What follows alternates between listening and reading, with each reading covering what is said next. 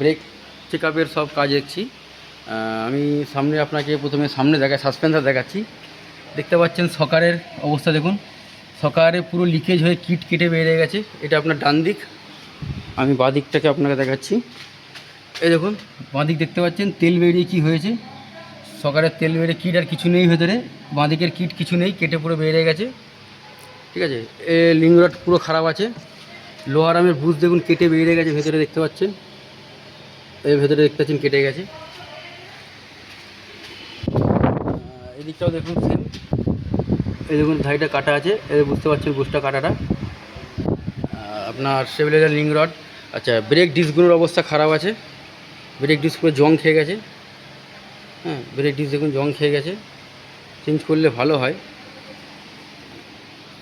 Link rod খারাপ আছে, ব্যালেন্সারের বুশগুলো খারাপ আছে। আর আপনার এদিকেও সেমই আছে। স্টারিংয়ের বলজানগুলো দেখুন, হ্যাঁ স্টারিং বলজানগুলিগুলো ফেলতে হবে।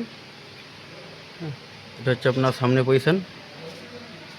পেছনে আপনার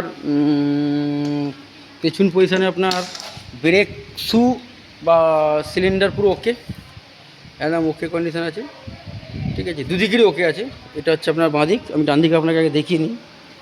এই দেখুন এদিকটাও খুলেছি, ওকে আছে। কিন্তু সকারগুলো এই দেখুন, পেছনের সকারগুলো চেঞ্জ করতে হবে, কেটে বেরিয়ে গেছে। এদিকটা তো লিকেজ আছে, বাঁ দিকটা দেখুন তেল বেরিয়েছে, দেখুন তেল দেখতে পাচ্ছেন, এই দেখুন তেল কেটেছে, এই দেখুন তেল, এটা বাঁ দিক। ঠিক আছে, পুরো রবার কেটে গেছে। আর এই স্প্রিংয়ের গুটকাগুলো রবারগুলো চেঞ্জ করতে হবে। এই যে স্প্রিং দেখতে পাচ্ছেন, স্প্রিংটাকে এই স্প্রিংয়ের রবারগুলো চেঞ্জ করতে হবে, পেছনের সকার চেঞ্জ করতে হবে।